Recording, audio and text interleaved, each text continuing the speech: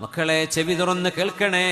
സ്വന്തം മാതാപിതാക്കളോട് നിങ്ങൾ സ്നേഹത്തോടെ പെരുമാറണേ.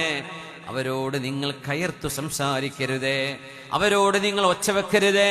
അവരോട് നിങ്ങൾ ദേഷ്യത്തിന്റെ നോട്ടം പോലും നോക്കരുതേ എന്നാണ് വിശുദ്ധ ഖുർആനിന്റെയും ഹദീസിന്റെയും അധ്യാപനം.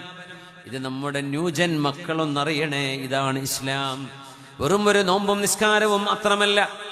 നിങ്ങളുടെ ജനനത്തിന്റെ, നിങ്ങളുടെ അസ്തിത്വത്തിന്റെ കാരണക്കാരൻ അല്ലാഹു ജല്ല ജലാലുവാണ്.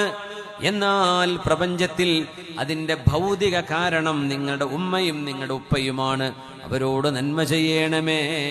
പിന്നെ പറഞ്ഞു, അല്ലാഹു അനിഷ്കുർലി വലിവാലിദൈക ഇലയ്യൽ മസ്വീർ.